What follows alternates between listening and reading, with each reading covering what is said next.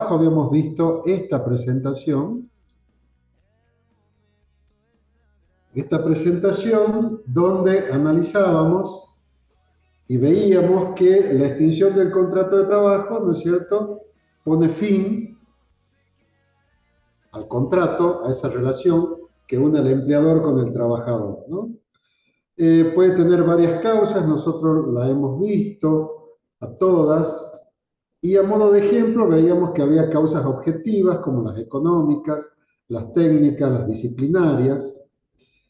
El despido disciplinario, que es la del 242, lo que nosotros vamos a llamar despido con causa, ¿no es cierto?, que puede ser imputado a cualquiera de las partes, tanto al trabajador como al empleador, ¿cierto? Cuando uno imputa una causa a la contraria, y esa causa tiene que tener la característica de grave, que haga imposible la prosecución de la relación laboral, es un motivo de extinción del contrato de trabajo.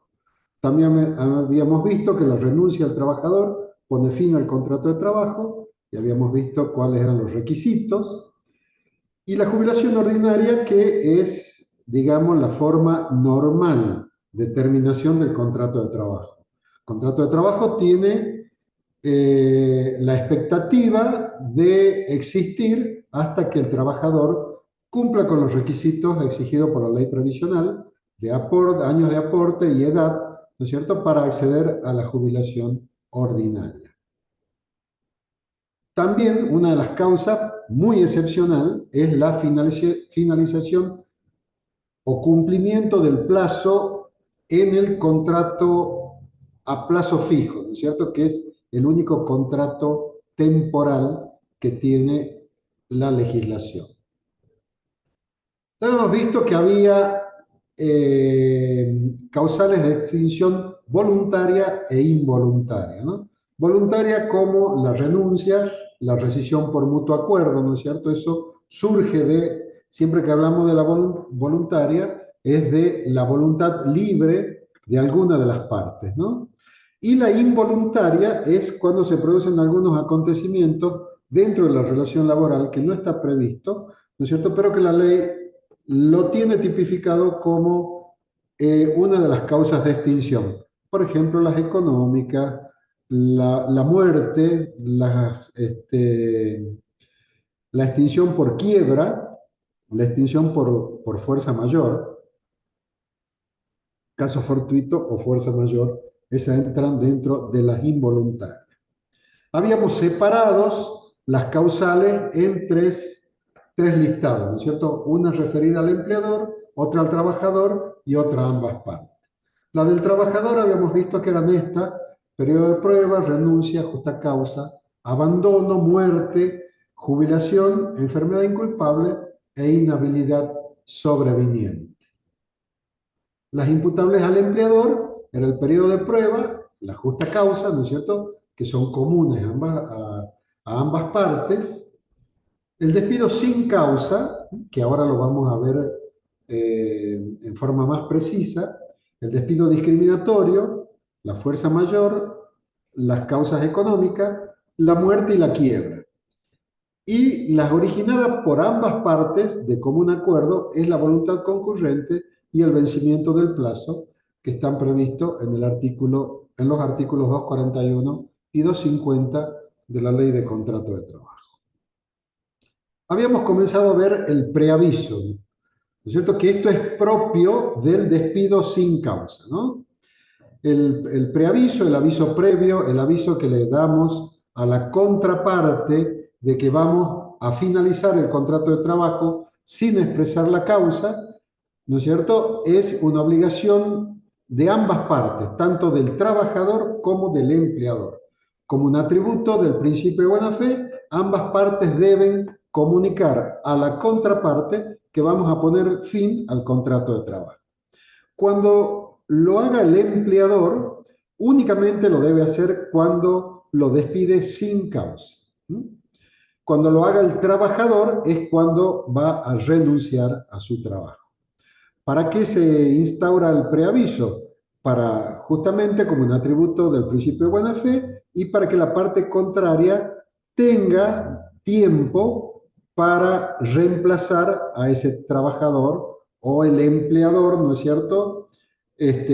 Cuando le avisa al trabajador que lo va a despedir sin causa para que ese trabajador se consiga un nuevo trabajo. Habíamos visto los plazos que establece la ley, ¿no es cierto? Para el trabajador siempre 15 días y para el empleador la obligación de preavisar es 15 días cuando esté en periodo de prueba, un mes cuando el trabajador tenga menos de 5 años de antigüedad y 2 meses de preaviso cuando el trabajador tenga más de 5 años de antigüedad. ¿Qué pasa si no preavisamos? O sea, si no otorgamos el preaviso, debemos pagar como una indemnización sustitutiva del preaviso el valor que corresponde a los días pertinentes de cada situación, ¿no? O sea, 15 días, un mes o 2 meses, según el caso. Hemos visto que las indemnizaciones, las sistémicas, o sea, las que están dentro de la ley de contrato de trabajo, están todas tabuladas o tarifadas en relación a la remuneración que tiene el trabajador y a los años de antigüedad que tiene ese trabajador. Cuanto más alto sea su sueldo, salario, remuneración son términos sinónimos, ¿no? Cuanto más alto sea y cuanto más antigüedad tenga, más abultada, ¿no es cierto?, más onerosa va a ser esa indemnización. La del 245 es la indemnización base para el despido sin causa, ¿no es cierto? Pero existen otras, ¿no? Hay algunas que hacen referencia, remiten al artículo 245 y otras causales que son generalmente las que no están motivadas por las partes, sino que se dan por situaciones exteriores, externas al contrato de trabajo, como las causas económicas, la fuerza mayor, el caso fortuito, tienen previsto una indemnización reducida que consiste en el 50% de la establecida en el artículo 245. También existen algunas indemnizaciones agravadas, ¿no? Como la indemnización por maternidad, por casamiento, el delegado gremial, y habíamos visto también de que recientemente la ley Bases, la ley 27742, ha derogado las indemnizaciones agravadas por contrato no registrado, o sea, trabajo no registrado o deficientemente registrado, ¿no? Esas están derogadas. Lo que vamos a analizar ahora, en esta clase, vamos a comenzar a ver en forma más precisa el artículo 245 de la Ley de Contrato de Trabajo.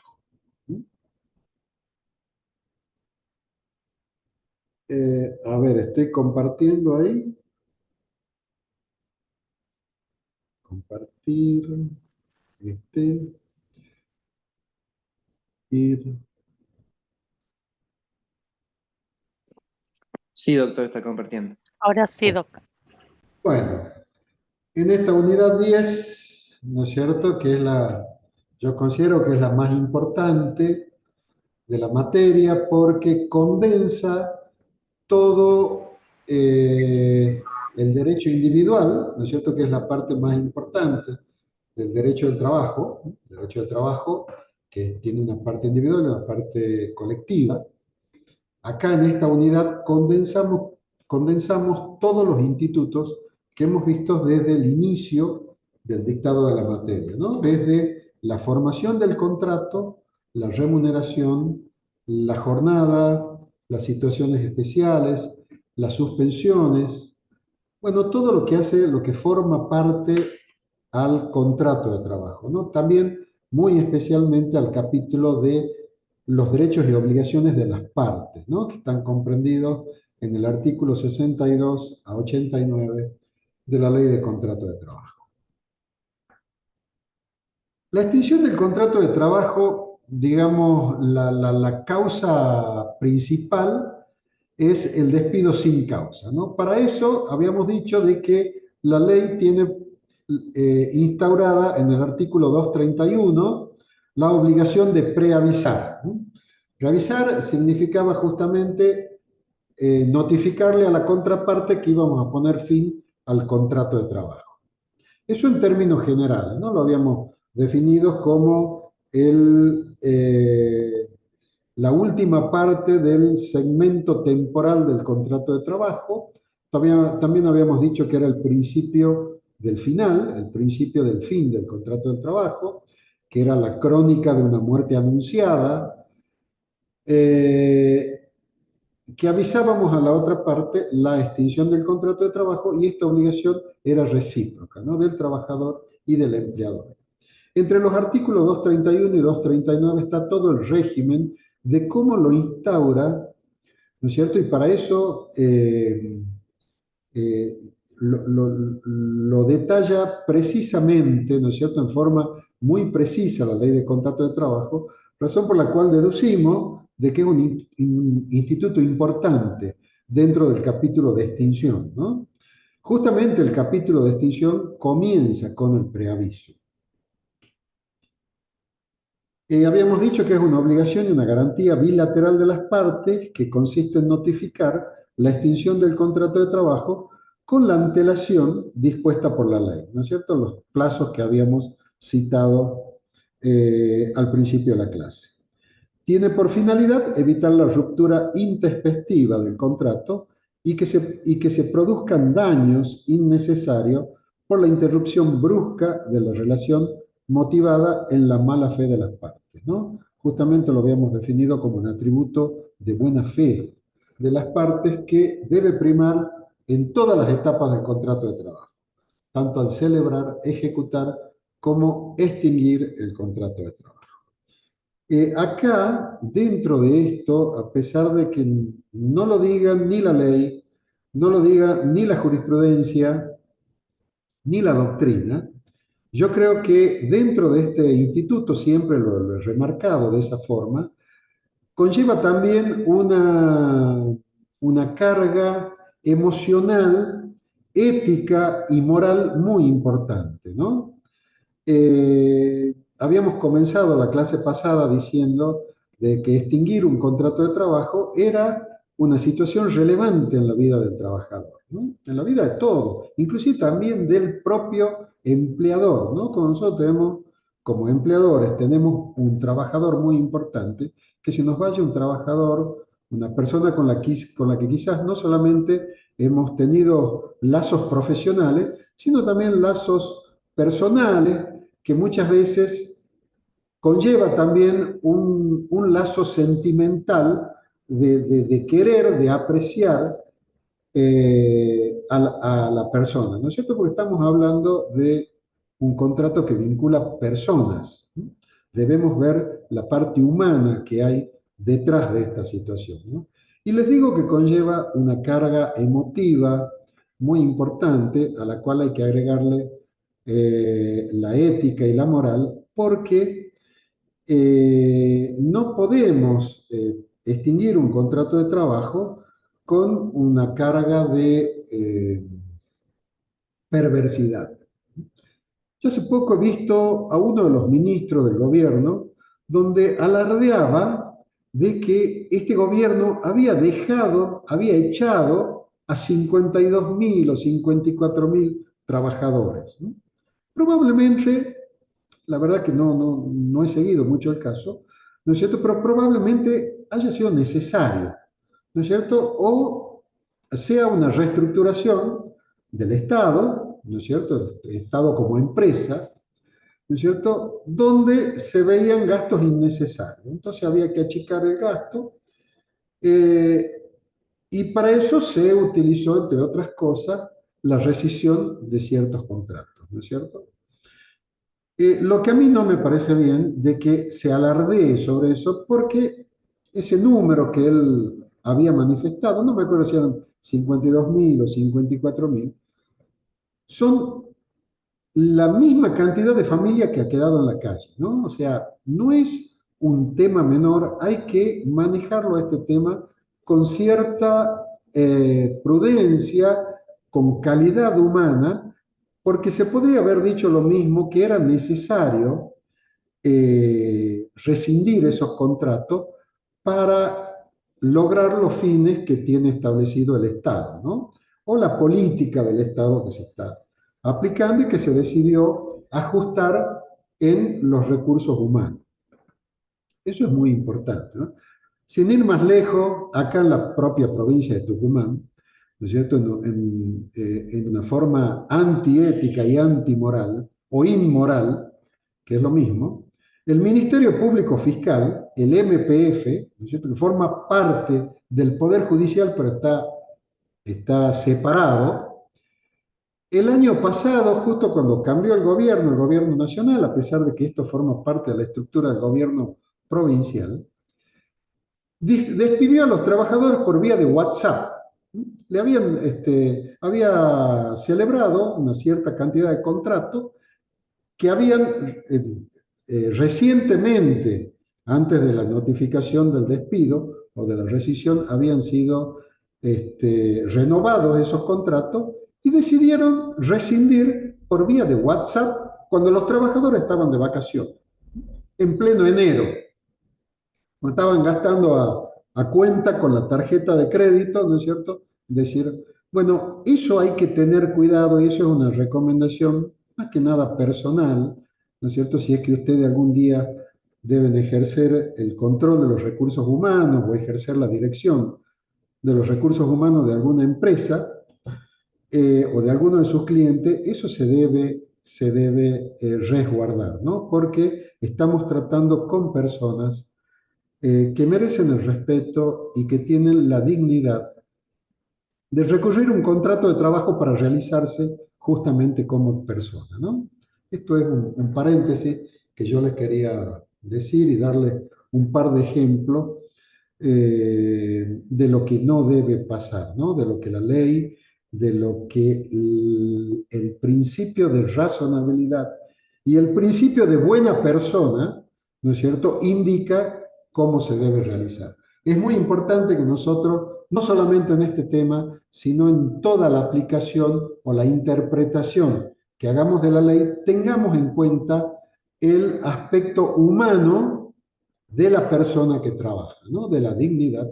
Ni hablemos del tema de la discriminación, del trato igualitario, ¿no es cierto? Eso debe primar en las relaciones humanas, ¿no? Como es la relación que vincula al trabajador con el empleador. Volviendo al preaviso, el artículo 231 establece que el contrato de trabajo no podrá ser disuelto por voluntad de una de las partes sin previo aviso o en su defecto indemnización, además de la que correspondan al trabajador por su antigüedad en el empleo, cuando el contrato se disuelva por voluntad del empleador, ¿no? Acá nos está diciendo de que debemos preavisar a la contraparte y si no lo hacemos, vamos a percibir una indemnización, además de la que corresponde por la ley, ¿no? O sea, lo trata el preaviso como una indemnización. Luego sigue con los plazos, esto que ya se los he repetido varias veces, que los plazos son para otorgar el preaviso, siempre 15 días para el trabajador y para el empleador 15 días cuando esté en periodo de prueba, de un mes cuando el trabajador tenga menos de 5 años de antigüedad y de 2 meses cuando tenga 5 años o más de antigüedad en ese trabajo.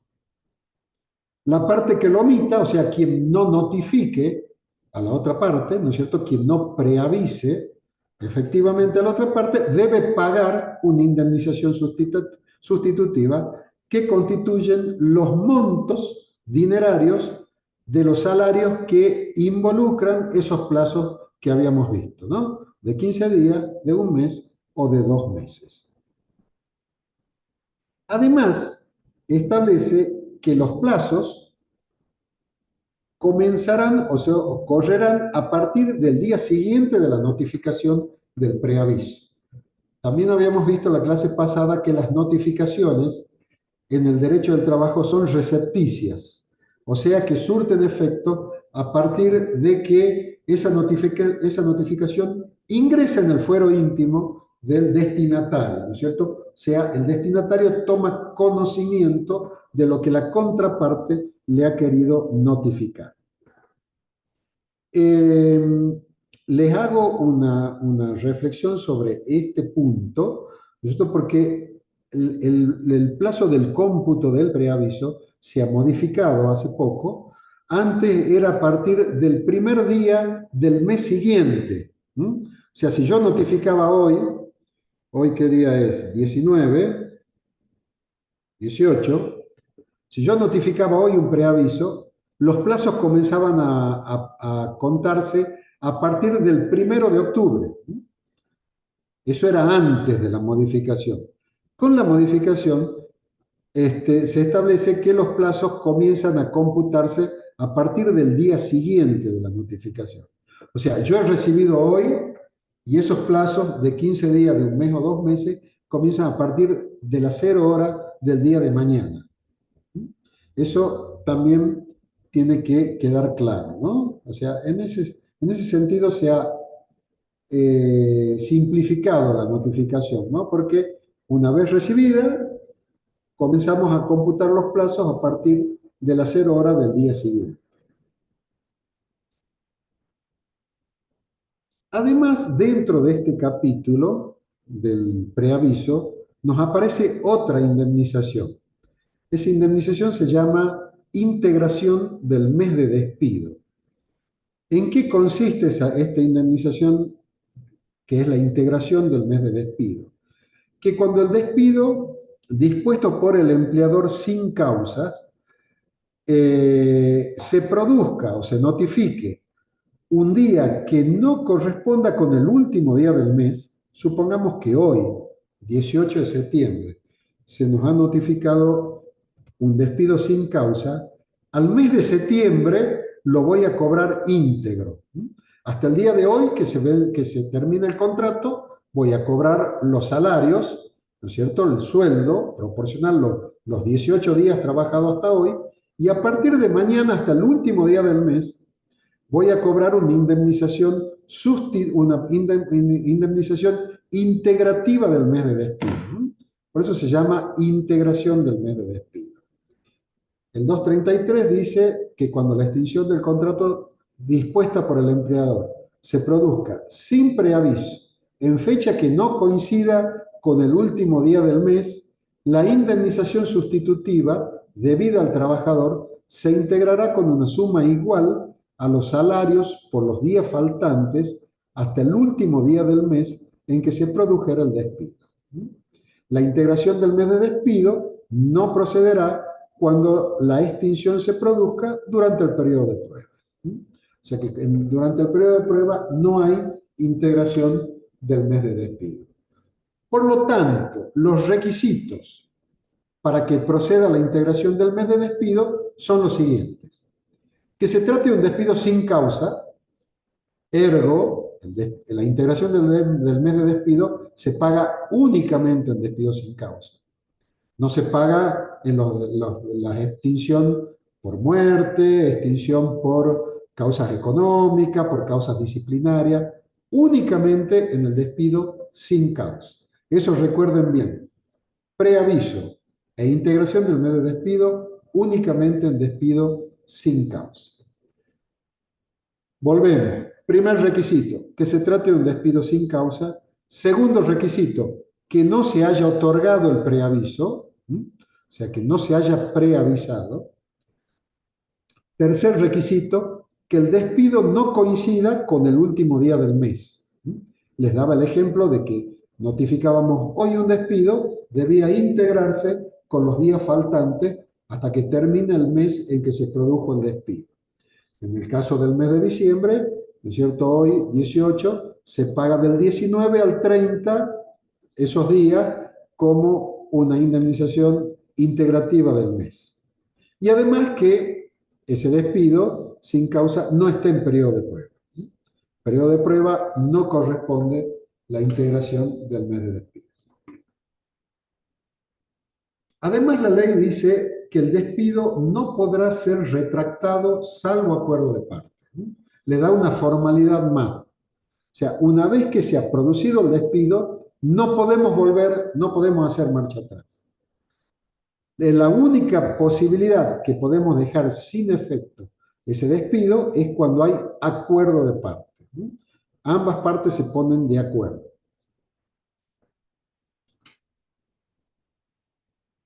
La ley nos dice que la notificación del preaviso deberá probarse por escrito. Cuando hablamos de probar, como dice acá probarse, estamos en un juicio laboral, ¿no es cierto? O sea, uno cuando prueba un hecho, cuando está en un juicio. Razón por la cual es importante determinar cuál o utilizar un medio de prueba que sea fehaciente, que lo podamos demostrar en el supuesto o en el hipotético juicio posterior a que pueda derivar en ese conflicto entre las partes, ¿no? O sea, de la única forma que lo podemos probar es por escrito. Cualquier medio de prueba, ¿no es cierto? Cualquier instrumento que nosotros utilicemos, pero por escrito. Puede ser un instrumento privado, un instrumento público, o sea, realizado por un escribano, puede ser por carta documento, puede ser por telegrama obrero, según el caso, ¿no es cierto?, cuando deba aprobar el preaviso otorgado por el trabajador, etcétera. Pero siempre por escrito. Además, en la regulación del preaviso, la ley tiene previsto de que se puede renunciar al plazo faltante.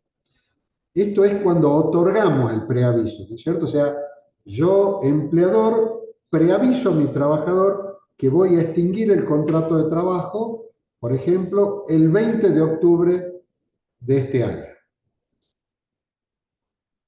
Un trabajador que tiene una antigüedad de hasta 5 años, ¿no es cierto? De menos de 5 años de antigüedad, le notifico que lo voy a despedir sin causa, razón por la cual le otorgo el preaviso y le digo, su contrato se va a extinguir el 20 de octubre. En ese caso estaría el plazo, que siempre son plazos mínimos, no tienen que ser plazos exactos, ¿no? O sea, si la ley me dice de un mes, bueno, yo le puedo decir hoy 19, el contrato se va a extinguir, por ejemplo, el 21 de octubre. Si lo hago así, está bien porque está el plazo que establece la ley, digamos, dentro del otorgamiento del preaviso que yo le estoy dando. Lo que no puedo hacer es preavisarlo con un plazo menor. Por ejemplo, no le puedo decir a ese trabajador que tiene 3 años de antigüedad, supongamos, que su despido se va a producir el 5 de octubre, por ejemplo, porque no está involucrado el mes si yo lo notifico hoy. Entonces ahí estoy otorgando un preaviso insuficiente, razón por la cual esos días que lo he notificado está bien y voy a tener que pagar el plazo faltante. Pero además, la ley nos da posibilidades. Como el preaviso, como les decía al principio, conlleva una carga emotiva importante, tenemos dos posibilidades. Que el trabajador se vea afectado, que diga, bueno, yo ya sé que me tengo que ir dentro de un mes, o dentro de 15 días, o dentro de 2 meses, según fuera el caso, ¿no es cierto? Y eso a mí me produce una violencia tal que yo no puedo, o una situación emotiva que no puedo seguir trabajando, ¿no es cierto? Esto me ha involucrado o me ha llevado a que tenga una cierta depresión o un malestar con mi empleador, con la empresa, razón por la cual le digo, señor empleador, yo no voy a seguir trabajando en el preaviso. Si lo hace el trabajador, o sea, le da la posibilidad a la ley que lo haga, pero no va a percibir el salario durante el preaviso. Ahora, si a ese derecho lo hace efectivo el empleador, o sea que le dice, lo preaviso, pero además lo relevo de que preste servicio hasta el cumplimiento del preaviso. En ese caso, sí corresponde el pago de los haberes por el plazo que está relevado de la prestación de servicio. Está claro eso, ¿no? Bueno, si ustedes quieren, vayan anotando, yo porque no estoy viendo si es que alguno tiene alguna pregunta o una cosa así, vayan anotando, al final hacemos las Profe, le preguntas. hago una pregunta, ¿puede ser? Sí, Sí, sí, diga. Sí, entonces el trabajador puede decidir no ir más a prestar servicios antes de que se tenga, antes de la efectiva fecha de la extinción del contrato, pero en ese caso no va a recibir el dinero por Mm. esos días que ha decidido no ir. Eso dice Exacto, usted. exactamente. O sea, Solo la indemnización. el trabajador, yo te diría, el trabajador preavisado, ¿m? Sí, Ya está notificado el preaviso, él puede decir, yo no voy a ir a trabajar porque le asiste la ley, ¿no? No es un incumplimiento del contrato de trabajo, sino la ley le da la posibilidad de decirle, señor empleador, yo no voy a trabajar hasta el cumplimiento del plazo. Nosotros, por supuesto, no voy a devengar la remuneración, porque ustedes han visto en la bolilla 6 que la definición de la remuneración es la contraprestación que debe el empleador como consecuencia del contrato de trabajo. Acá no está prestando servicio, razón por la cual no se le va a pagar esos días. bien, Distinto es el perfecto. caso que a ese derecho lo haga uso el empleador, ¿eh?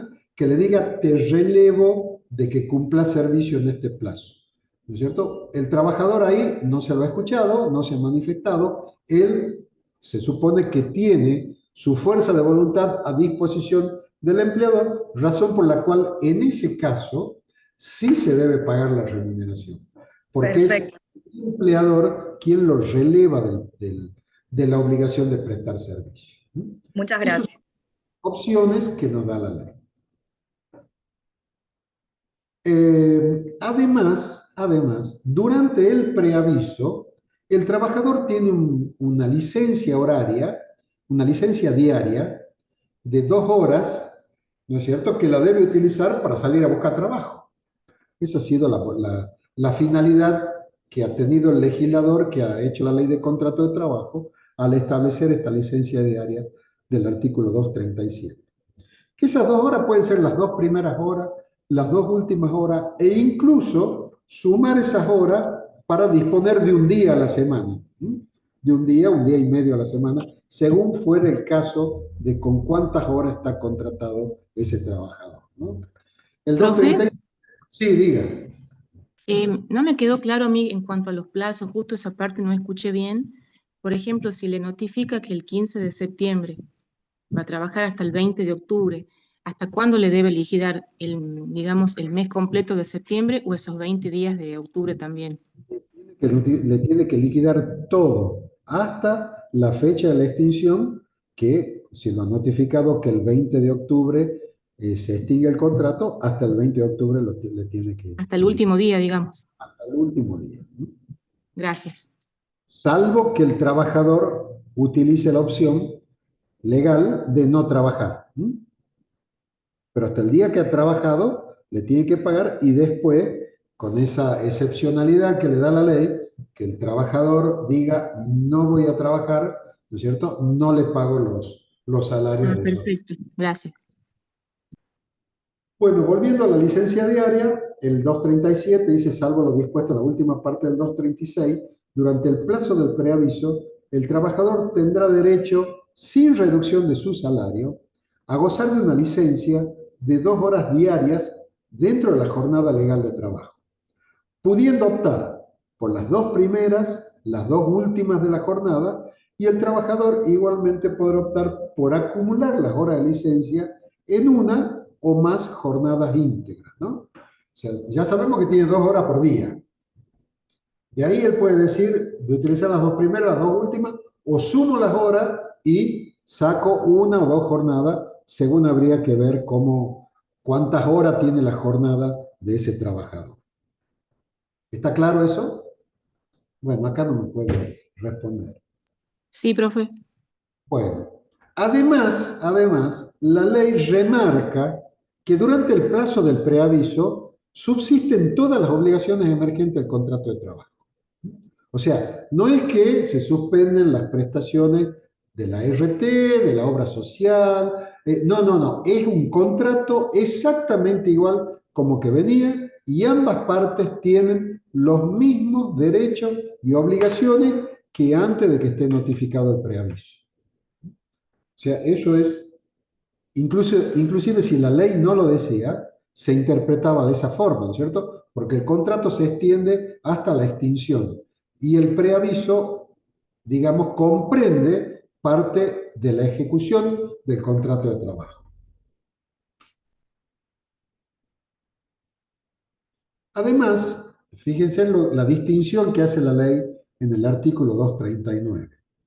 Pueden darse situaciones de que haya, digamos, ustedes han visto en la bolilla anterior, que era sobre suspensión de ciertos efectos del contrato de trabajo y que había distintas causas.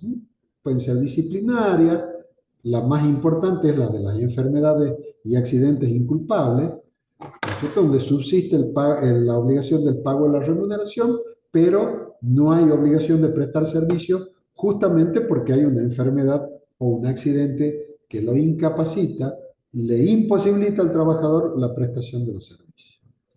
Entonces, la ley acá ha hecho una distinción, siempre hablando del preaviso, ¿no es cierto? Que cuando el preaviso se dé dentro de algunos de las suspensiones que tiene previsto el contrato de trabajo, cuando esas suspensiones sean sin percepción de haberes, la eficacia que va a tener el preaviso es que va a surtir efecto, pero va a convertir automáticamente esa suspensión sin goce de haberes en una suspensión remunerada hasta que se agote el preaviso. ¿No es cierto? Y si se da, por ejemplo, cuando hay una suspensión con goces de haberes, supongamos un trabajador que está con licencia por una enfermedad, donde se le siguen pagando los haberes y se le notifica el preaviso, la eficacia que va a tener ese preaviso va a ser que se va a comenzar a computar el plazo cuando termine la licencia con goce de haberes. ¿Está claro?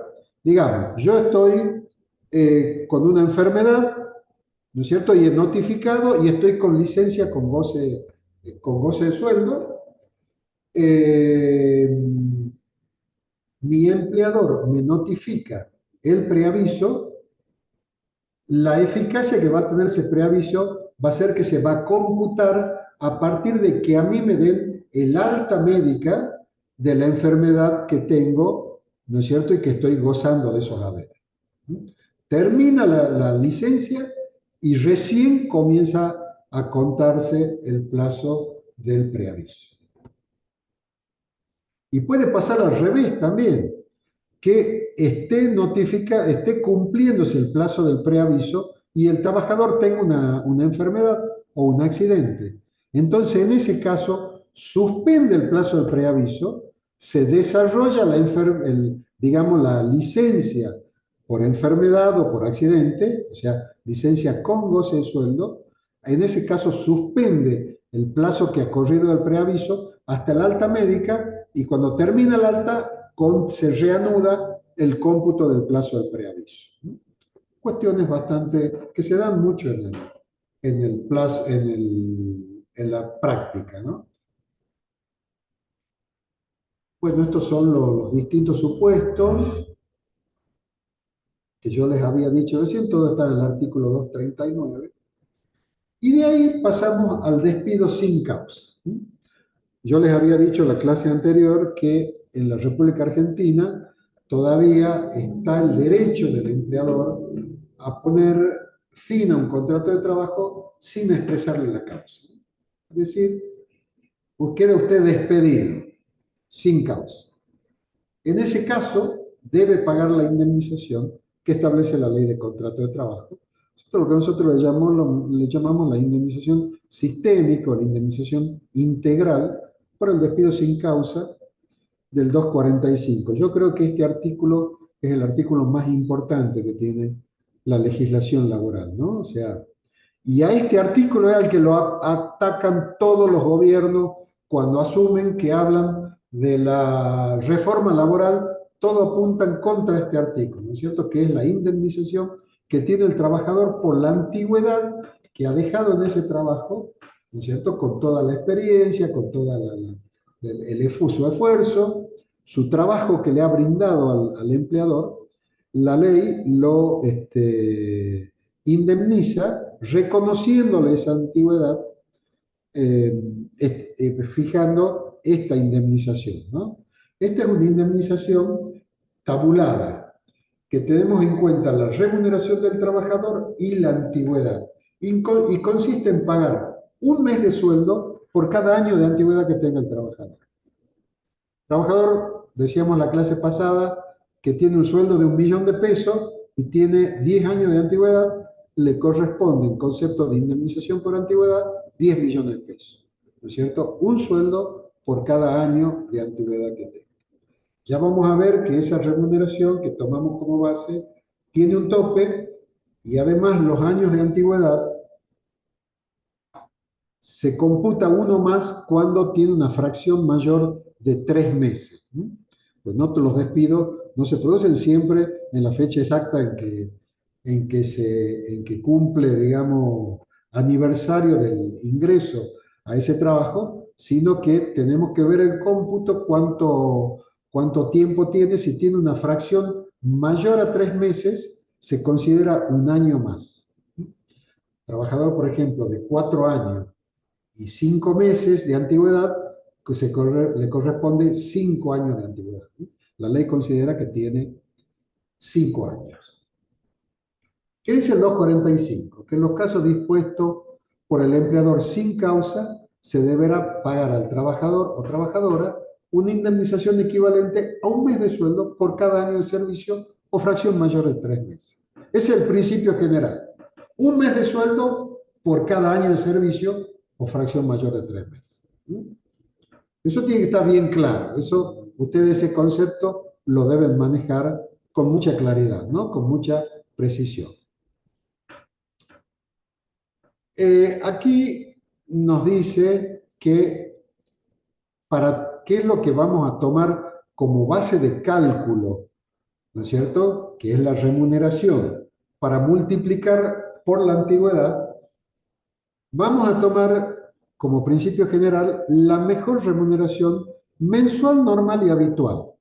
Esto es un concepto laboral que generalmente es la última en este periodo de proceso inflacionario, donde también acompañan los aumentos salariales de acuerdo a la inflación, ¿no es cierto? Generalmente la mejor remuneración o el mejor sueldo normal y habitual es el último, ¿no? Decimos mensual para hacer un cálculo mensual, porque no todos los trabajadores son mensualizados. Hay algunos trabajadores que le pagan por hora, hay otros que le pagan por día, jornales, hay otros que le pagan semanales, hay otros que le pagan quincenales, y algunos le pagan, y a la mayoría le pagan en forma mensual. O sea que si no es mensualizado, deberíamos sacar la mejor remuneración mensual, normal y habitual. Y acá la ley nos dice devengada, no percibida.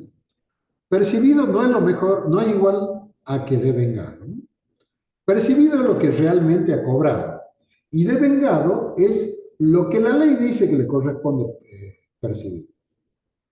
O sea que nosotros vamos a tomar como base de cálculo lo que establecen las planillas salariales que tienen los convenios colectivos de trabajo que se aplica a ese trabajador, que puede coincidir o no con lo realmente percibido por el trabajador.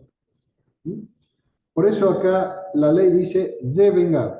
En muchos casos, a los trabajadores le pagan menos de lo que establece el convenio, o por ahí le pagan una parte en blanco, o sea, una parte con el respaldo del recibo de sueldo, y una parte en negro, o una parte no registrada. Ustedes saben, cuando utilizamos el en negro, es un término claramente discriminatorio, ¿no es cierto? Pero es para hacer alusión a lo que no está registrado. El trabajador en negro es el trabajador no registrado. Eso ustedes lo saben porque es un concepto vulgar. Entonces, muchas veces a ese trabajador que tiene registrado una parte y una parte no, le toman la parte que le han registrado. Y eso no es lo que realmente corresponde. Corresponde lo devengado, que es lo que establecen la ley y los convenios colectivos o el convenio de partes. Además, se establece que para los trabajadores, por ejemplo, no todos los trabajadores son remunerados en forma mensual, sino que hay algunos trabajadores que tienen remuneraciones variables. Por ejemplo, los que cobran comisiones, los viajantes de comercio, bueno, hay muchas actividades que tienen remuneración variable, que es una parte fija y una parte variable de acuerdo a la producción, a las ventas, a la cobranza, etcétera, etcétera. Entonces, en ese caso, la ley dice que para calcular esa remuneración variable se va a tomar un promedio de los últimos 6 meses o del último año, según lo que fuera más favorable para el trabajador.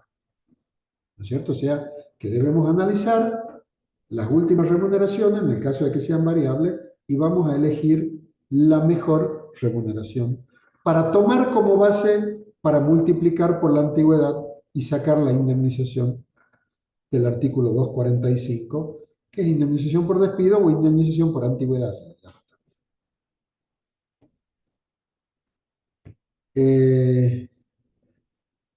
Vamos ahora a entrar en un tema un poquito espinoso que hemos hablado la clase pasada. El tope de la base. Cuando hablamos de la base, hablamos de ese monto dinerario que normalmente es la mejor remuneración, ¿no es cierto? Y que la vamos a multiplicar por la antigüedad. La ley, en el segundo párrafo del artículo 245, nos pone un tope. ¿Qué quiere decir tope? Quiere decir que no puede ser superior a eso, a esta determinación que hace el artículo 245. ¿Y cuál es el tope de la base?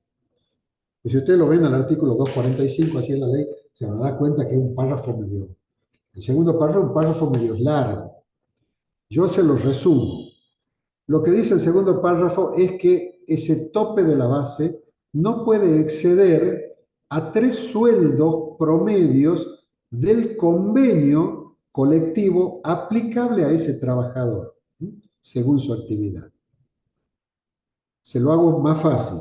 Si un trabajador, por ejemplo, percibe 1.000.000 de pesos y el convenio colectivo aplicable a ese trabajador dice que su remuneración básica es de 300.000 pesos, yo tengo que multiplicar por 3 ese monto que establece el convenio, ¿no es cierto? Y me va a decir que ese es el tope, ¿no es cierto? Que si el trabajador gana más que ese tope, yo no voy a multiplicar la remuneración que excede, sino el tope de la base, ¿no?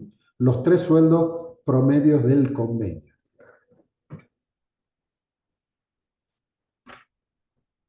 Un trabajador que gana 1.500.000 de pesos y según su sueldo promedio convenio es de 400.000 pesos, para multiplicar por la antigüedad no voy a tomar su remuneración, sino los 3 sueldos, o sea, los 400.000 pesos multiplicado por 3, que va a ser 1.200.000 pesos, va a ser la base para multiplicar por la antigüedad. O sea, esto es una excepción al principio general que era un mes de remuneración por la antigüedad del trabajador. O sea que, en este caso, a mí por eso estas clases me gustan darlas en forma presencial, con pizarrón y con fibras de distintos colores, para que ustedes vayan viendo. Yo acá les he puesto que un trabajador que tiene una remuneración, ya saben que remuneración, salario, sueldo son términos sinónimos, de 1.500.000, el tope indemnizatorio van a ser los 3 sueldos promedios convenio, ¿no? En este caso hipotético, les digo que es de 400.000 pesos, razón por la cual el tope de la base va a ser 400.000 por 3, entonces lo que vamos a tomar para multiplicar por la antigüedad es 1.200.000 pesos y no la remuneración del trabajador, que era de 1.500.000. ¿Está claro eso? Sí, Sí, doctor. Yo sé que no a todos le quedó claro, sí, doc, perfecto. pero ya cuando hagamos los ejercicios, vamos a ver, Profe, a ver. eso sería solo para el rubro de antigüedad. Para los otros rubros se Esto es únicamente para la indemnización por antigüedad, ¿no? que se paga en los despidos sin causa. Únicamente para esto vamos a modificar el monto de su remuneración, ¿no es cierto?, para hacer esto. También les tengo que decir de que este tope indemnizatorio, ha sido declarado inconstitucional por la Corte Suprema de Justicia de la Nación en el famoso caso Bisotti, o Bisotti contra Industrias Metalúrgicas AMSA. ¿Qué ha dicho la Corte? Que violenta el derecho de propiedad del trabajador al establecer un tope que en el caso del señor Bisotti era evidentemente inconstitucional porque afectaba su derecho de propiedad, ¿no es cierto? Su derecho a la indemnización, al pago de esa indemnización. Y entonces, ¿qué hizo la ley de contrato de trabajo? Lo tomó, sin decir que lo tomó al caso Bisotti, y dijo que ese tope no podía exceder del 67% del valor de la mejor remuneración mensual, normal y habitual del trabajador que percibía al momento de su despido. O sea que tenemos el tope de los 3 sueldos, pero no, además nos dice que no debe exceder del 67% del valor de su mejor remuneración. Eso la ley de contrato de trabajo, digamos, la hace positiva, la hace ley al pronunciamiento de la Corte Suprema de Justicia de la Nación en el caso Bisotti. No se hagan problemas, o sea, yo lo único que quiero que ustedes tengan en cuenta que hay un sueldo promedio convenio, ¿no es cierto? Que obviamente nosotros se lo vamos a dar al valor al momento del examen, que ustedes lo van a multiplicar por 3. ¿Por qué es por 3? Bueno, porque el legislador ha decidido de que sea por 3.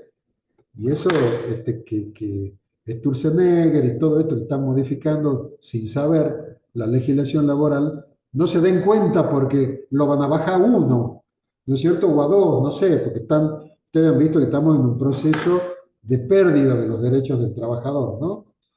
¿Por qué lo han fijado en 3 en el año 74? El doctor Centeno, cuando hizo la ley, no lo sabemos, es un misterio. Es uno de los grandes misterios de la humanidad, así como la crucifixión de nuestro Señor Jesucristo, o qué sé yo, a ver si Luis Fonsi le ha encontrado sentido a su vida, cómo es que dice, él no se da por vencido, no sabemos, o Macarena le ha dado... sí, diga. ¿Es posible que haya marcha atrás con todas estas cuestiones y estas modificaciones que se están realizando en algún futuro en beneficio del trabajador? Mira, yo te digo una cosa. Cuando todas estas modificaciones están en contra de la ley, están en contra de la Constitución. Está bien, puede ser que necesitemos hacer un ajuste, que la legislación laboral tiene determinadas cuestiones favorables al trabajador. Miren, hablando de cuestiones laborales, en estos momentos yo estoy en tribunal y está pasando una manifestación. O sea, hay trabajadores que en estos momentos acá por la calle La Madrid están haciendo uso del derecho de huelga. Yo ya le he visto otras veces, yo les he contado que hace 35 años estoy en el fuero laboral, ya he visto esta situación, pasó en la época de Menem. Nosotros los IU laboralistas decimos que la década esa, que fue la década del 90, es la década desgraciada, la década negra del derecho del trabajo, porque fue un neoliberalismo que volvió para atrás con todas las disposiciones de la ley, modificó muchas disposiciones de la ley de contrato de trabajo, que luego en el 2003, con la ley 25.877, se volvió a la redacción original.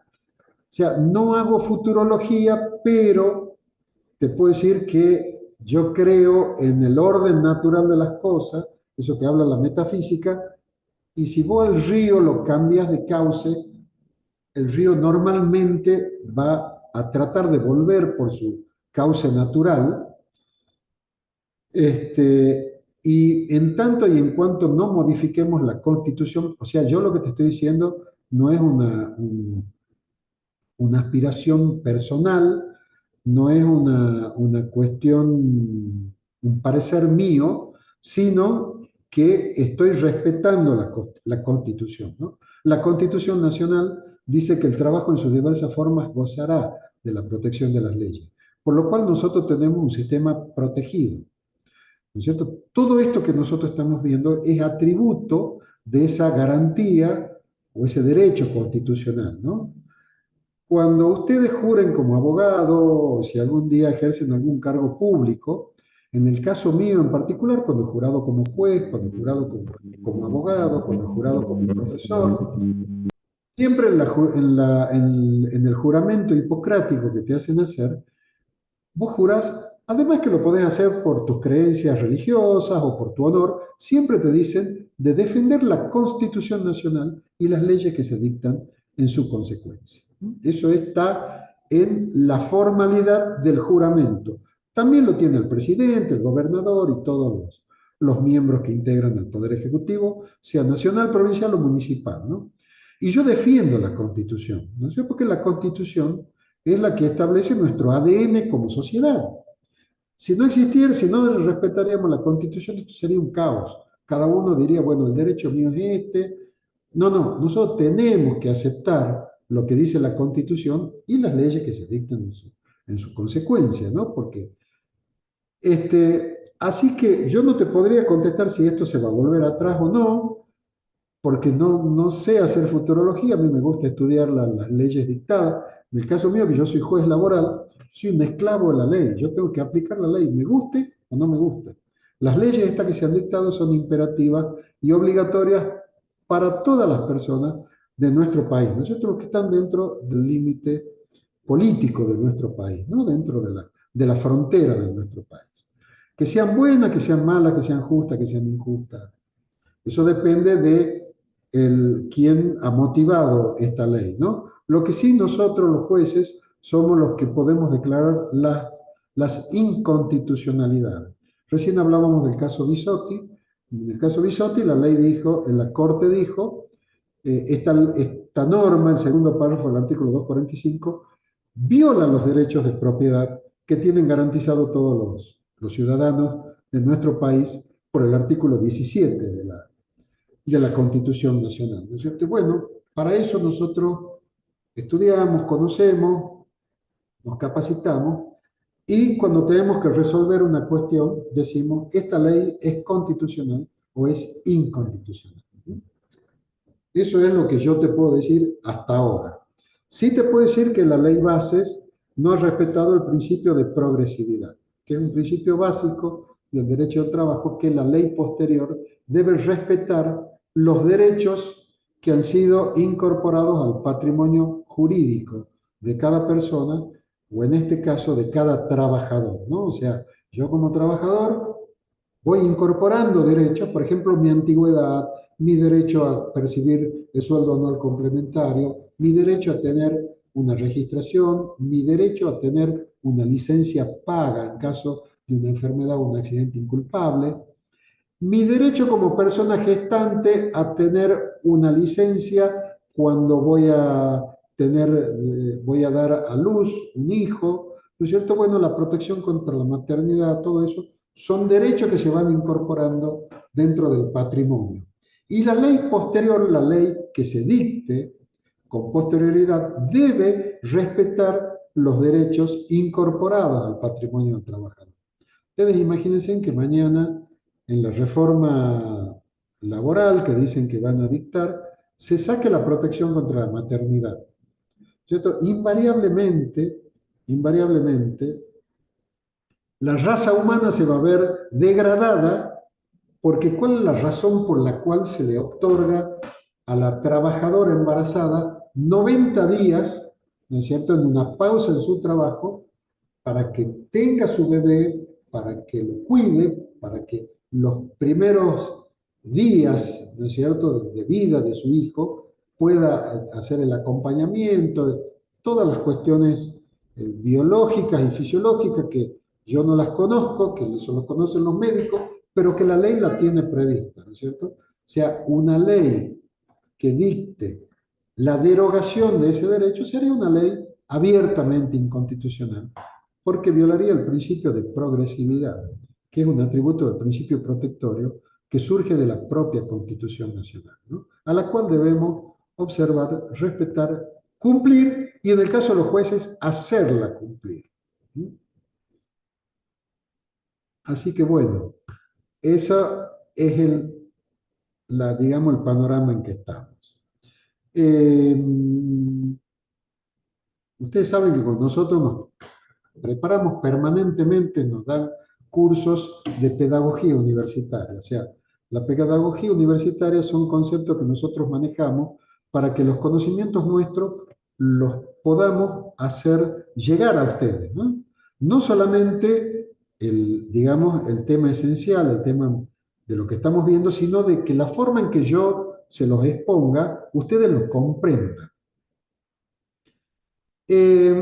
Por supuesto que en el derecho del trabajo siempre tenemos estas leyes que dictan los gobiernos y la preocupación nuestra y la que yo le transmito a todos los docentes de la cátedra es que no tenemos que hacer política, no tenemos que hacer política. Yo como profesor no puedo, como dice el gobernante, que podemos adoctrinar a los alumnos. Eso es una falta de respeto a los alumnos, ¿no? Porque ustedes, estoy viendo acá hay 176, 174 en estos momentos, personas que están conectadas, que ya tienen su base, ¿no es cierto? Ustedes ya saben a quién han votado, saben a quiénes defienden, saben a quién van a votar las próximas elecciones, porque ya tienen definida una tendencia política. ¿No es cierto? O sea, razón por la cual, aunque yo los convenza de que tenemos que votar al Partido Obrero o al Partido Laboralista o al Partido, ustedes van a decir, que hable nomás, yo ya tengo definido. ¿No es cierto? O sea, no hay adoctrinamiento posible según mi parecer. No puedo estar equivocado porque nosotros somos hombres imperfectos. Pero en estas charlas que nos dan los pedagogos, ¿no es cierto?, la gente que se dedica a esto, yo les había transmitido de que quería hacer una diferenciación de lo que es la política. A mí no me gusta meterme en la política porque no conozco de política y además como juez tengo prohibida mi actividad política como mi actividad comercial. O sea, los jueces nos tenemos que dedicar a esto y únicamente tenemos permitida la docencia y la investigación. A mí me hace mucho ruido el tema de poder hacer un tema político. Y lo que me decían, la gente que se dedica a esto, me dice que en el derecho es todo política. Lo que no se debe hacer es partidismo. Eso que quede claro. O sea, yo no tengo ninguna... yo voy a hablar acá del peronismo, voy a hablar bien y voy a hablar mal. Pues nosotros hacemos un análisis científico. Le vamos a decir que Perón introdujo el sueldo anual complementario, las vacaciones, pero que también ha introducido al trabajador la conciliación, ¿no es cierto? Sí, desde él la trajo del año 48 y siempre se le ha tratado de inculcar al trabajador que es mejor una buena, digamos, una conciliación antes que un juicio laboral. O sea, arregla, aunque el arreglo no sea tan bueno, pero siempre va a ser mejor que un juicio. Eso con la idea de que un juicio es una cuestión larga, complicada. Bueno, a mí eso no me parece de que le metamos la conciliación al trabajador por todos lados, cuando tenemos una ley, digamos, que le reconoce todos los derechos y además tenemos un proceso laboral que hoy en día está muy cambiado. No tenemos la imagen esa de que el juicio es un trámite largo, oneroso, trabado, complicado, ¿no es cierto? No, hoy es sencillo. Es más, acabamos de poner en funcionamiento la oralidad, ahora tenemos juicios orales, laborales, ¿no es cierto? Que duran, hasta ahora estaban durando 8 meses, 9 meses, a lo sumo un año, póngale. ¿No es cierto? Los juicios más complicados pueden llegar a durar un año desde la interposición de la demanda hasta la sentencia. ¿No es cierto? Después de que lo cobren es otra cuestión. Pues podemos condenar a una persona insolvente, bueno, eso ya es una cuestión aparte, ¿no es cierto?, de cada juicio. Pero ahora además hemos introducido la oralidad. Ahora el juicio, después de la demanda y la contestación, tenemos dos audiencias orales con la presencia personal del juez, donde se resuelve todas las cuestiones en la propia audiencia, ¿cierto? O sea que ahora tenemos la expectativa de que el juicio se reduzca a la mitad, se reduzca a 3 o 4 meses. Razón por la cual se le van rompiendo las bases a la conciliación. Porque vamos al juicio, ¿no es cierto? Porque vamos a tener un juicio corto, simple y gratuito, y no a una conciliación donde generalmente el que pierde es el trabajador porque tiene que hacer renuncias o pagar o percibir su crédito laboral en cuotas, ¿no es cierto? Razón por la cual la ley no ampara estos derechos, ¿no?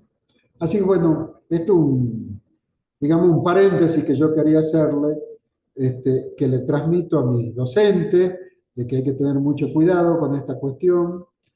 Además, con otras cuestiones, ¿no?, que ya las vamos a ir desarrollando a lo largo de que dictemos este curso, pero tenemos un especial cuidado en esa cuestión, ¿no? Bueno, sigamos con el artículo 245. Ahí está, como le decía, el caso Bisotti. La ley adquiere para sí los postulados del caso Bisotti y dice que el tope no podrá ser inferior al 67% de la mejor remuneración del trabajador. Eso es lo que veníamos explicando. Y en el último párrafo del 245 nos establece un tope mínimo.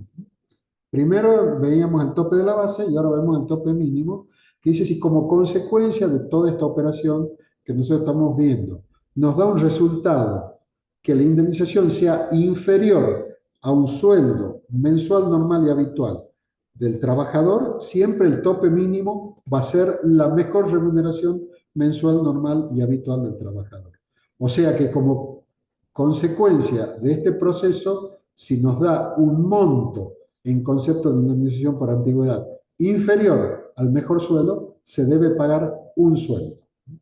Antes de la reforma que se hizo en el año 90 eran 2 sueldos, ¿no? Ahora ha quedado en un sueldo. Eso es, digamos, en forma teórica, el artículo 245, ¿no?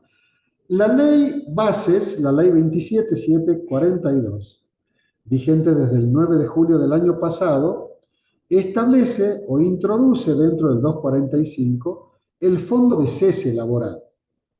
¿Qué es el fondo de cese? Es un fondo de dinero que lo puede hacer, esto por supuesto lo tiene que concertar el sindicato a través de un convenio colectivo de trabajo, ¿no?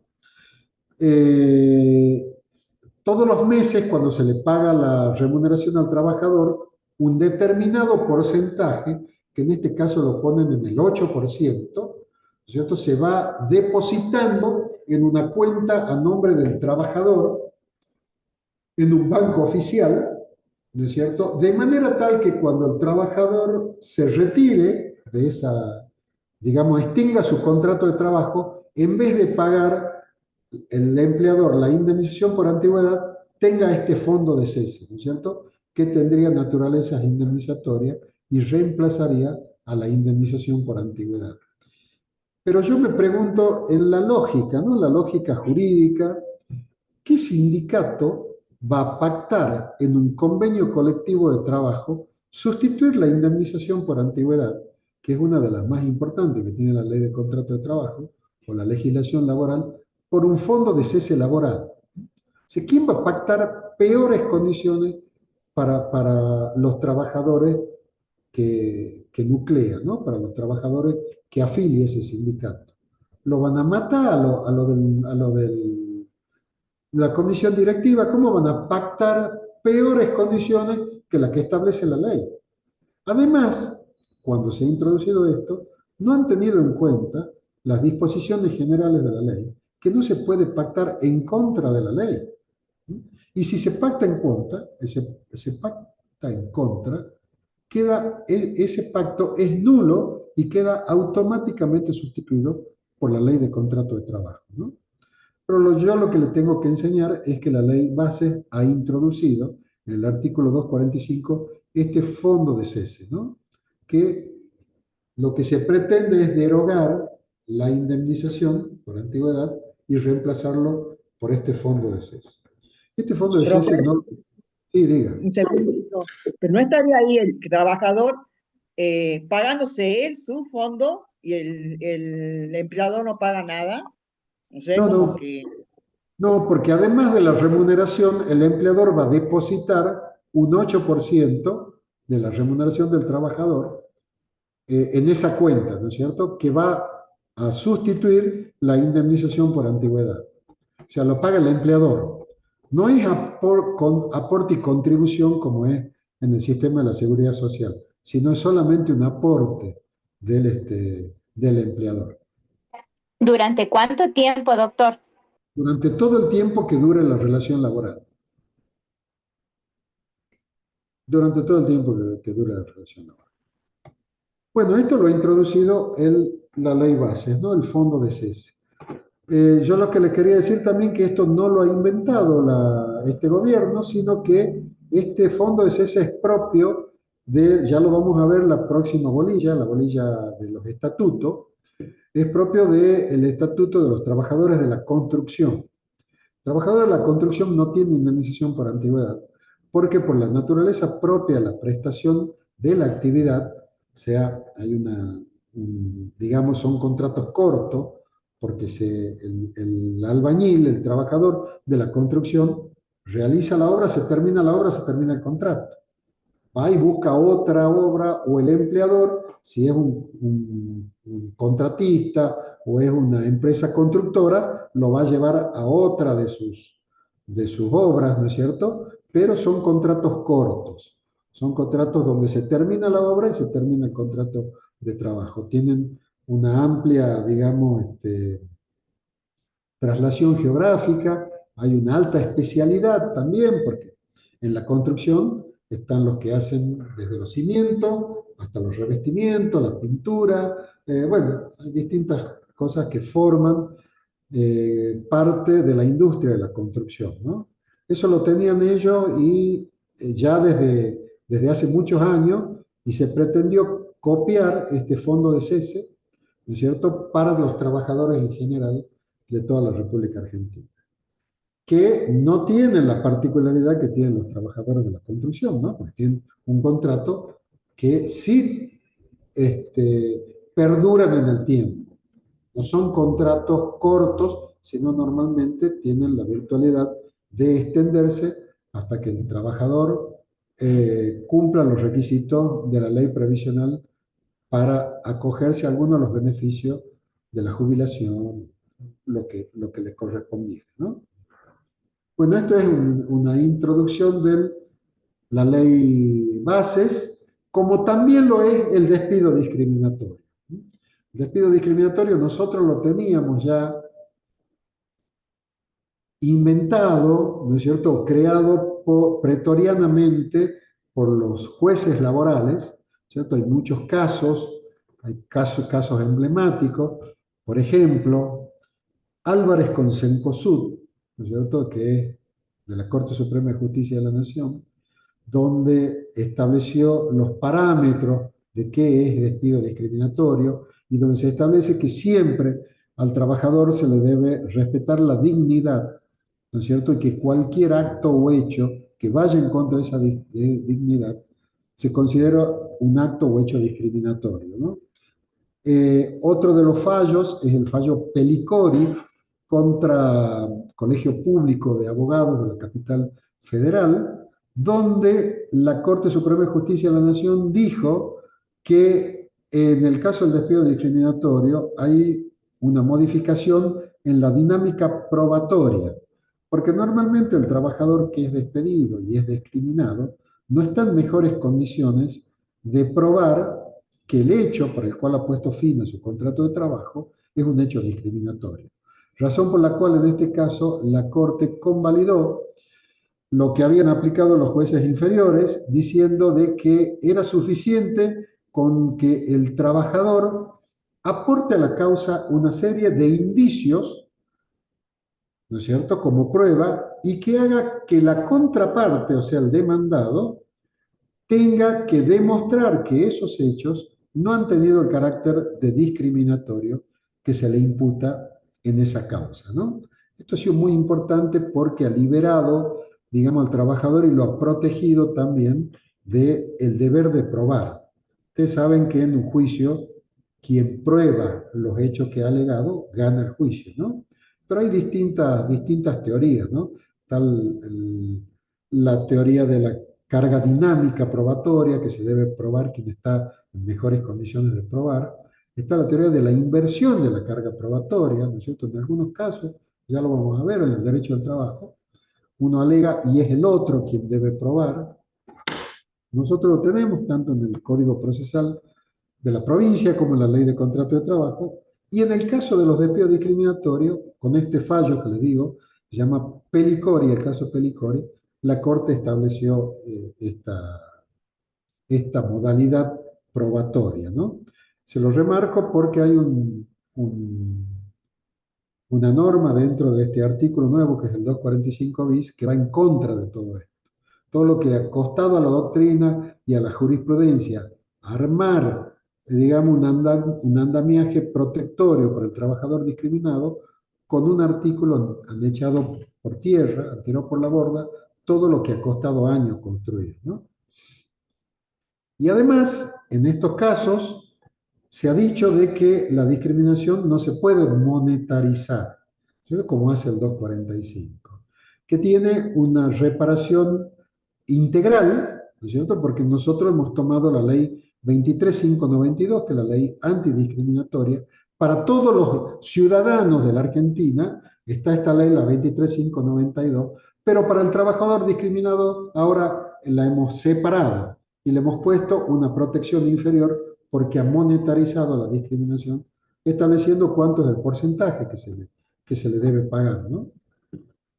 Esto había sido también ratificado por la Corte Suprema de Justicia de la Nación en un caso que se llama Armanini contra Monsanto, que fue justamente, yo lo fallé a ese fallo, en ese caso en el año 2019, fue ratificado por la Cámara, por la Corte Suprema de Justicia de la provincia de Tucumán y por la Corte Suprema de Justicia de la Nación.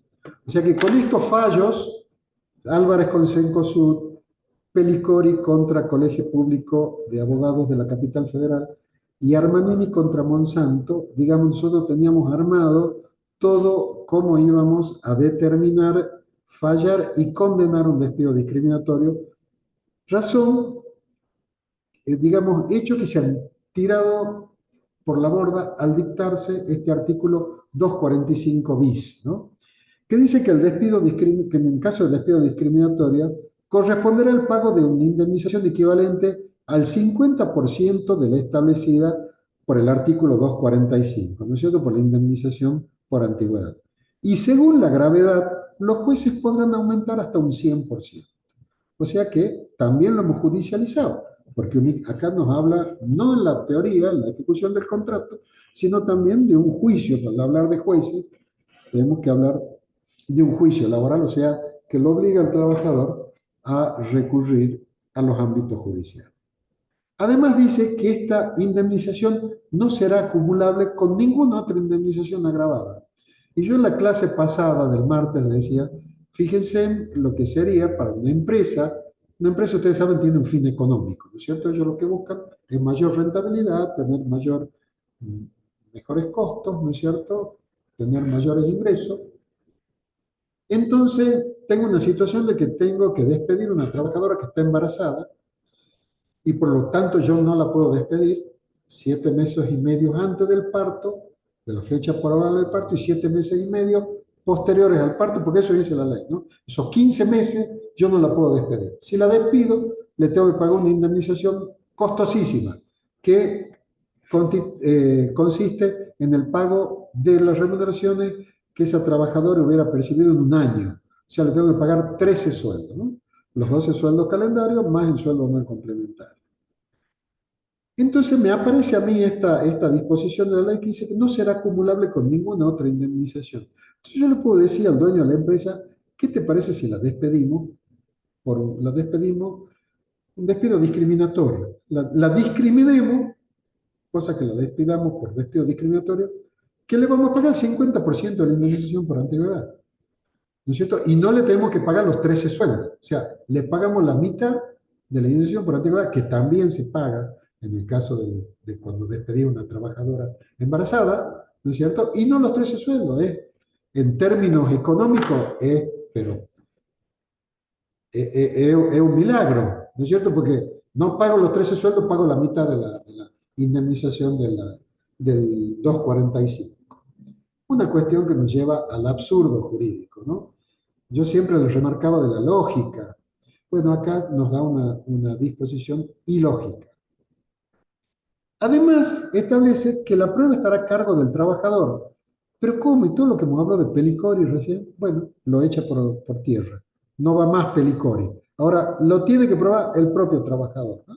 Cuando normalmente los hechos, los actos discriminatorios, se dan en ámbitos privados, ¿no es cierto? O en ámbitos íntimos. Está el trabajador y el empleador solo, ¿no es cierto? Y lo somete a malos tratos, ¿sí? Pues todas estas cuestiones entran en el tema de la violencia en el ámbito laboral, entra dentro del despido discriminatorio, ¿no? Es muy amplio lo que se considera para que quede enmarcado dentro del despido discriminatorio.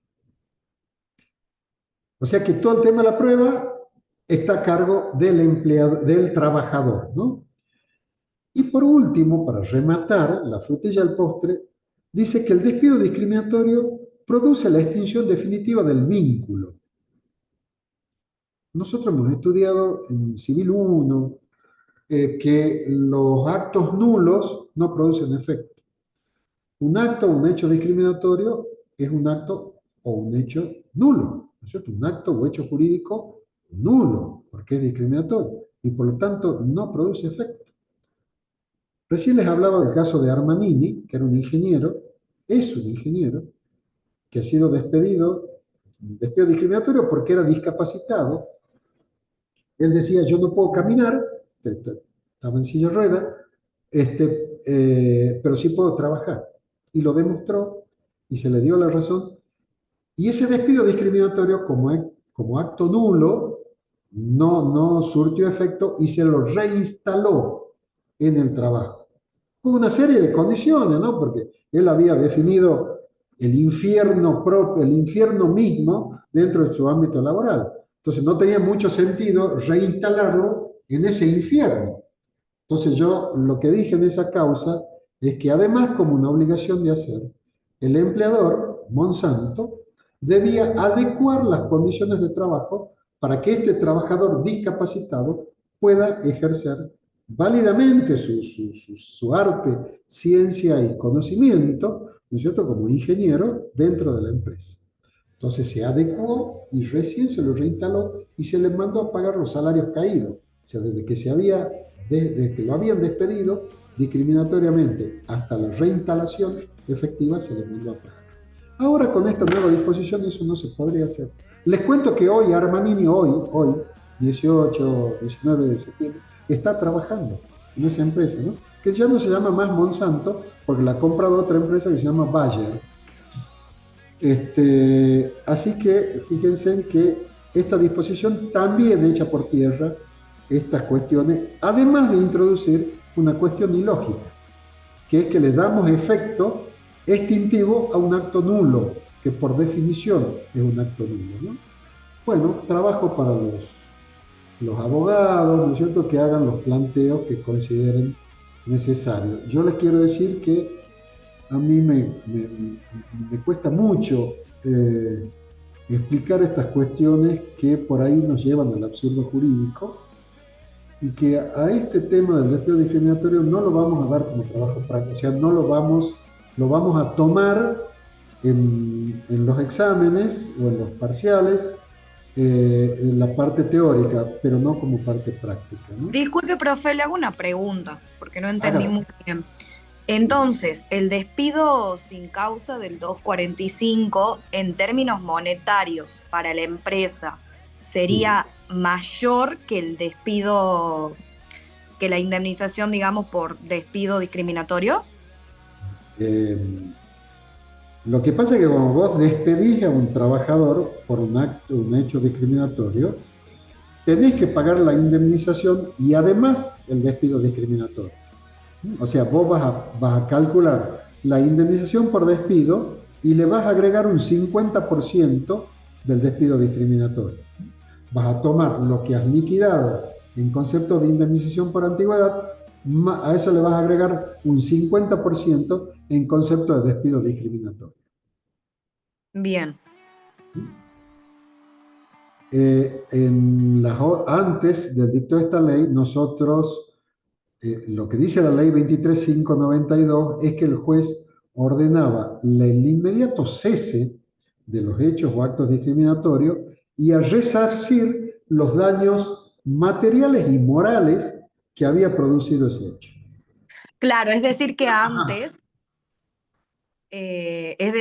antes ordenaba la legislación que se lo reintegre y ahora ya no. ¿Esa es la diferencia con hoy?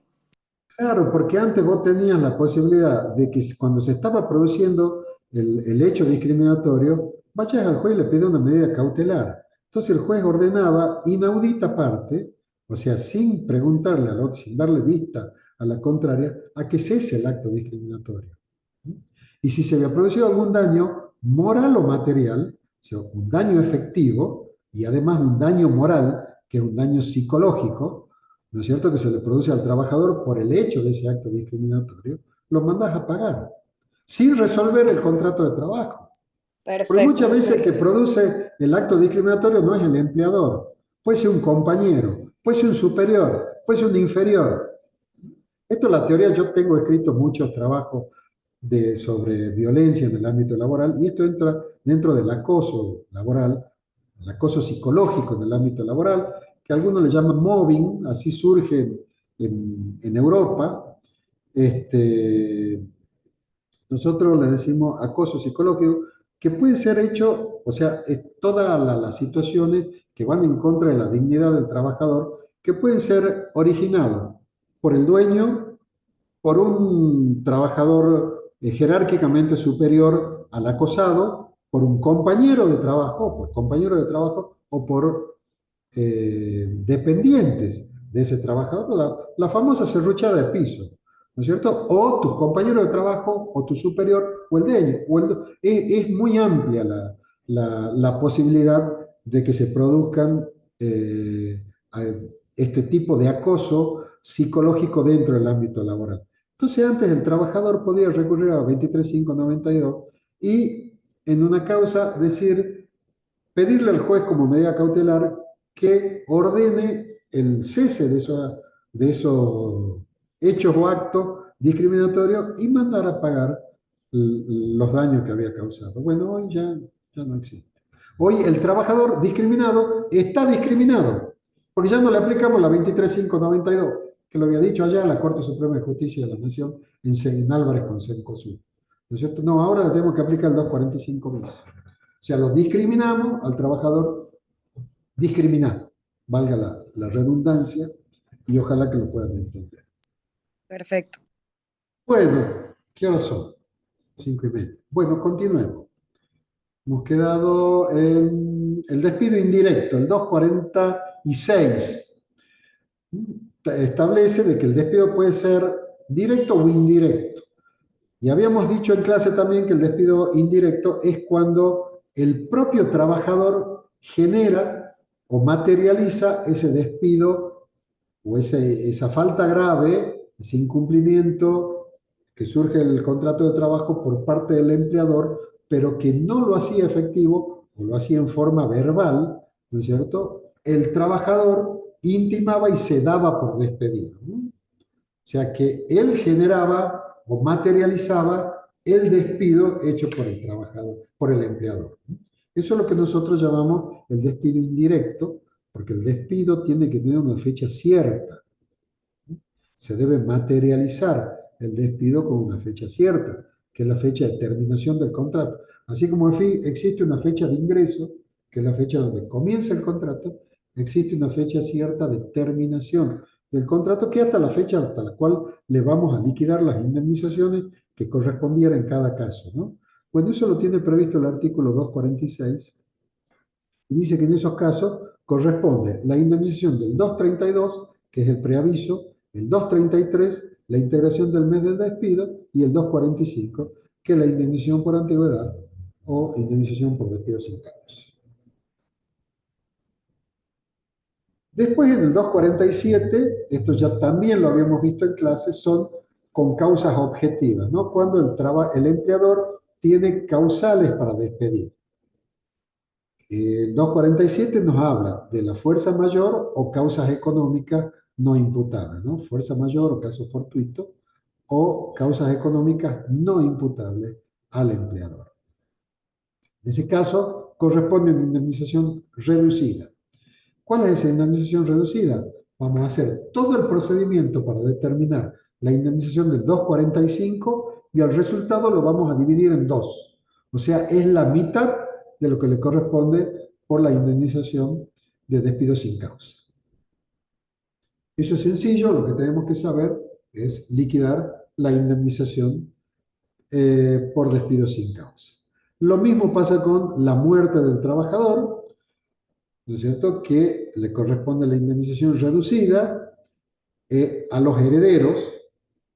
El artículo 248 nos remite a una ley derogada. Esa ley la debemos subrogar por el artículo 53 de la ley 24.241, que dice que le corresponde al viudo, la viuda, el conviviente, la conviviente y los hijos, ¿sí?, con la sola acreditación del vínculo. O sea, no hay que abrir sucesión para percibir esta indemnización, ¿cierto? Es iure proprio, no es iure hereditatis.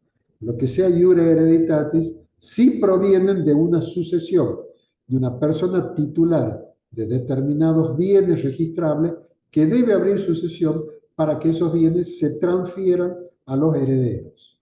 En este caso, la indemnización por muerte del trabajador se la perciben estas personas, ¿no es cierto?, según corresponda, con la sola acreditación del vínculo. El 249, el caso de muerte del empleador. También corresponde a la indemnización reducida, pero siempre y cuando la figura del empleador haya sido determinante a los efectos del contrato de trabajo, ¿no? No toda muerte de empleador produce la extinción del contrato de trabajo, ¿no es cierto? Es cuando se muere el empleador, se muere el contrato. Cuando no hay posibilidad de continuar con ese contrato, veíamos en clase el ejemplo de que, por ejemplo, una trabajadora o trabajador es secretario de un profesional que ejerce libremente la profesión, ¿no es cierto? Sea un abogado, un contador, un médico, un bioquímico, lo que fuere, ¿no? Si es unipersonal esa explotación y se muere el empleador, sí pone fin al contrato de trabajo. Pero si está, digamos, ese trabajador registrado a nombre del empleador fallecido, pero además presta servicio en un centro o en un estudio jurídico contable, en ese caso la muerte del empleador no pone fin al contrato de trabajo. Hay que analizar prudencialmente y con los principios de razonabilidad cada uno de estos casos para ver si la muerte del empleador pone o no pone fin al contrato de trabajo. Recuerden que uno de los principios es el principio de continuidad. El artículo 10 de la ley de contrato de trabajo que dice que si hay posibilidad de continuar con el vínculo, hay que optar por esta posibilidad, ¿no? No dar por extinguido el contrato de trabajo a la primera posibilidad que tengamos. Luego el artículo 250 nos habla del vencimiento del plazo o cumplimiento del plazo. Al hablar de esto estamos hablando de un contrato a plazo fijo, donde tenemos una fecha cierta de terminación. En este caso también la ley establece que se debe pagar al trabajador una indemnización reducida, ¿no?, la del 247, salvo que ese contrato de plazo fijo haya tenido un plazo inferior a un año. O sea, que la indemnización reducida le vamos a pagar a los contratos de plazo fijo cuyo tiempo de ejecución sea superior a un año. En eso no hay mayores complejidades, ¿no? También la ley tiene previsto en caso de quiebra del empleador y como principio general dice que la quiebra produce la extinción del contrato de trabajo y se le va a pagar la indemnización reducida, siempre y cuando sea una quiebra fortuita, ¿no es cierto? Porque existen también las quiebras culposas o dolosas, ¿no es cierto? En ese caso, la ley dice que se va a pagar la indemnización integral, la del 245. La calificación de la quiebra, sea fortuita, culposa o fraudulenta, la hace el juez del concurso quiebra, ¿no? El juez civil. Además, yo le decía que los créditos laborales tienen privilegio especial, ¿no es cierto? O sea, se cobran con preferencia a todos los otros créditos que haya para percibir en esa quiebra. Hablamos también de que la jubilación pone fin al contrato de trabajo, ¿no es cierto? Ese sería el modo normal de terminación del contrato de trabajo. Y acá hacíamos referencia al artículo 252, donde se habilita al empleador a que intime al trabajador para que se jubile recién cuando éste cumpla los 70 años. Los requisitos para acceder a la jubilación, según la ley previsional, son 30 años de aportes y 60 años de edad en las mujeres y 65 años de edad en los varones, ¿no? O sea, el trabajador puede reunir esos requisitos y no jubilarse, optar por seguir trabajando o jubilarse. Si se jubila, extingue el contrato de trabajo. Pero puede ser Perdón, que... doctor, Sí, perdón, ¿es únicamente para los privados? para los privados. Sí, sí, todo lo que estamos viendo es ley de contrato de trabajo, es para la relación de empleo privado, ¿no? O sea, el Gracias. régimen público, el empleo público tiene otro régimen, ¿no? O sea, no se aplica esta norma. Si el trabajador opta por seguir trabajando, aun cuando tenga reunidos los requisitos para jubilarse, el empleador recién lo va a poder intimar a que se jubile cuando éste, sea varón o mujer, cumpla los 70 años. En ese caso lo intima y va a mantener vigente, subsistente el contrato de trabajo por un año, contado a partir de la fecha de la intimación, ¿no es cierto? O sea, tiene un año para acogerse a los beneficios. Vencido ese año, o obtenida la jubilación en ese momento, el contrato se extingue, por supuesto, sin responsabilidad indemnizatoria, ¿no? En todos los otros casos veníamos viendo si pagaba la indemnización integral o la indemnización reducida. En este caso no hay responsabilidad indemnizatoria. O sea, no se paga nada con la extinción del contrato. También se puede extinguir el contrato por incapacidad o inhabilidad. En el caso de incapacidad hay que estar a lo visto en el 212, ¿no es cierto? Enfermedad o accidente inculpable. Se puede extinguir el contrato de trabajo como consecuencia de una enfermedad o accidente inculpable. Hay que estar a lo que dice el 212. O sea, si como consecuencia de eso el trabajador fallece, se paga la indemnización reducida. Si queda con una incapacidad absoluta, se paga la indemnización integral. Ahora, la novedad que tiene el 254 es en el caso de la habilitación especial que requieran algún tipo de actividad. En la clase pasada veíamos los conductores de larga distancia o los conductores de vehículos que transportan sustancias peligrosas, ¿no es cierto? Para eso se le exige una habilitación especial o condiciones físicas más rigurosas que para cualquier persona que vaya a sacar, en este caso, un carnet de manejo, ¿no? Cuando la inhabilidad es sobreviniente y fuese inculpable al trabajador, ¿no es cierto? En este caso, si extingue el contrato de trabajo, corresponde la indemnización reducida. Ahora, si esa inhabilidad ha sido por dolo o culpa grave e inexcusable del trabajador, el empleador en ese caso no tiene responsabilidad indemnizatoria. Por último, vamos a ver que el pago de las indemnizaciones se debe realizar dentro del término que establece la ley para el pago de la remuneración, ¿no es cierto? El 128, que establece que para los mensualizados es 4 días. Extinguido el contrato, ¿cuánto es el plazo que tiene el empleador para pagar las indemnizaciones? 4 días hábiles. Las prescripciones. ¿Cuándo prescriben los créditos laborales? O sea, ¿hasta cuándo voy a poder reclamarle yo al empleador un crédito que no me ha abonado? El artículo 256 establece que el crédito laboral prescribe a los 2 años de haberse producido la extinción del contrato de trabajo. Y además establece que esta norma es de orden público y que no puede ser modificada por convenios individuales, ¿no? O sea, ser al orden público no está en la negociación individual de las partes. Además establece que si han hecho alguna reclamación administrativa, por ejemplo, hemos ido a la Secretaría de Trabajo, esa reclamación interrumpe el plazo hasta un plazo máximo de 6 meses.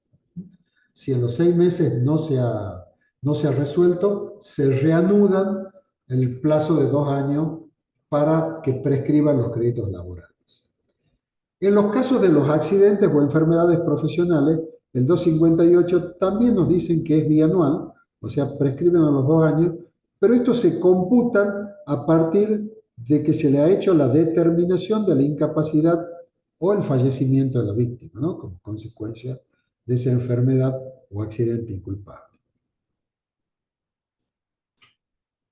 Por último, tenemos el pago insuficiente. Esto es muy importante porque muchas veces se pagan las indemnizaciones, pero se pagan en forma parcial, no pagan la totalidad, ¿no? Entonces, en este caso, ¿cuál es la recomendación? Percíbanla, ¿cierto? Reciban lo que le dan y después reclamen la diferencia. De todas formas, este pago que se ha hecho se toma como pago a cuenta de lo que realmente o de lo que íntegramente le corresponde al trabajador, ¿no? O sea que aunque lo establezcan, que no hay más para reclamar, que con esto queda totalmente pagado y no hay más créditos laborales para reclamar, aunque lo pongan en forma expresa, igual se lo puede reclamar, ¿no? Pues los derechos del trabajador son irrenunciables. Entonces los pagos que se hagan en forma insuficiente son considerados como pago a cuenta. Además, les reitero, como habíamos visto en la extinción por quiebra, que el trabajador tiene derecho a ser pagado con preferencia a otros acreedores del empleador por los créditos que resulten del contrato de trabajo, ¿no? Esto es lo que se llama privilegio. Y además estos privilegios se transmiten a los herederos del trabajador en el caso de que el trabajador fallezca como consecuencia del trabajo o que fallezca en el plazo que no han prescripto los créditos laborales y que los herederos lo puedan reclamar. La ley también en uno de los últimos artículos tipifica lo que es la conducta maliciosa y temeraria. Esto normalmente pasa cuando en los juicios laborales el empleador, que habitualmente es el demandado, demuestra una conducta maliciosa, obstruccionista o dilatoria. Plantea una serie de recursos, nulidades, ¿no es cierto? Entonces hace que el pleito se extienda temporalmente más de lo que normalmente debiera. En este caso, el juez laboral, al dictar sentencia, evalúa la conducta procesal del demandado y si ve que tiene que ha tenido un carácter obstruccionista, la declara la conducta maliciosa y temeraria y condena a pagar los intereses, el doble de los intereses que normalmente se aplican, ¿no? O sea que es una sanción monetaria, pecuniaria, que se le hace al empleador en la sentencia definitiva. Además, se establece que los créditos laborales, ¿cierto? Nosotros hacemos los cálculos y están determinados a la fecha de la extinción del contrato de trabajo. Esos son valores históricos. Se deben actualizar, ¿no es cierto?, o reexpresar al momento de la fecha del pago. Sí, hay una pregunta por ahí.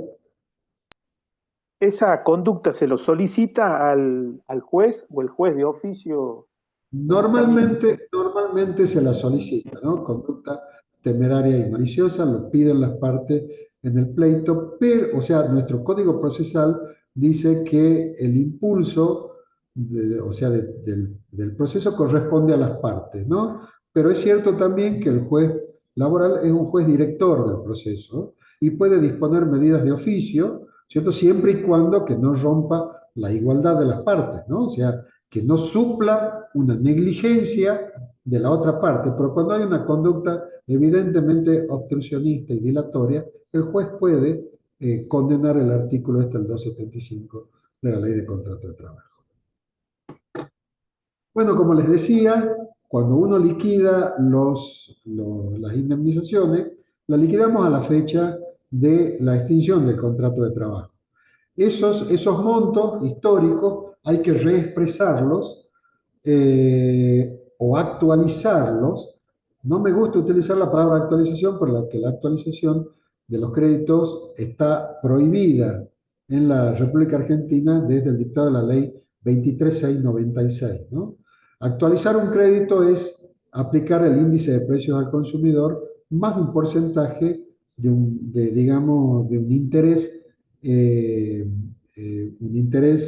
que ya sería sancionatorio, ¿no? Por el no pago en términos de esos intereses, ¿no? Los intereses moratorios.